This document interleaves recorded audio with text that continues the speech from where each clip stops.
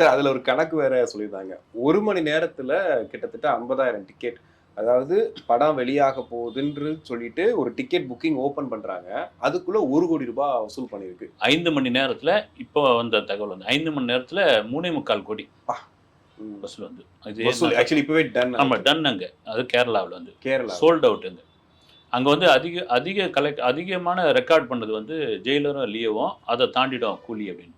Okay. அந்த அளவுக்கு அங்க புக்கிங் பயங்கரமா. ஜெயிலர் வந்து 50 கோடி. சார் இப்போ லியோ பார்த்தோம். லியோல பயங்கர ஹைப் இருந்துச்சு. ஆரம்பத்துல இருந்தே பயங்கர ஹைப் இருந்துச்சு. அதுக்கப்புறம் படம் வரும்போது இந்த எல்சியூல இருக்கா இல்லையாங்கிறது ஒரு பெரிய விஷயமா இருந்துச்சு. ஆனா கூலி ரொம்ப சத்தமே இல்லாம இருந்தாங்க. பட் இது ரொம்ப ஹைப் இருக்கு இல்லையா? இந்த ஹைப் வந்து ஒரு கட்டத்துல கொஞ்சம் பயமாவும் இருக்கும். என்னடா ரொம்ப ஹைப்பா குடுக்குறாங்களே அப்படின்ட்டு. ஒரு பக்கம் லோகேஷ் அவர்கள் இங்க ஏ சர்டிபிகேட் குடுத்துட்டு, அவர் அங்க கோயிலுக்கு வரவங்க சுத்திட்டு இருக்காருன்ற மாரிலாம் மீம்ஸ்லாம் பார்த்திருப்பீங்க. சோ இத நீங்க எப்படி பார்க்குறீங்க? உண்மைதான் அது. நீங்க எல்லா பொறுப்பும் ஒரு இயக்குனர்கிட்ட தான் உண்டு. லோகேஷ் வந்து இதுக்கு முன்னாடி ஒரு பேட்டியே குடுத்திருந்தாரு. 2 வருஷமா நான் வந்து பல்லு விலகல, குளிக்கல, வீட்டுக்கு போல, சோசியல் மீடியாவ யூஸ் பண்ணல.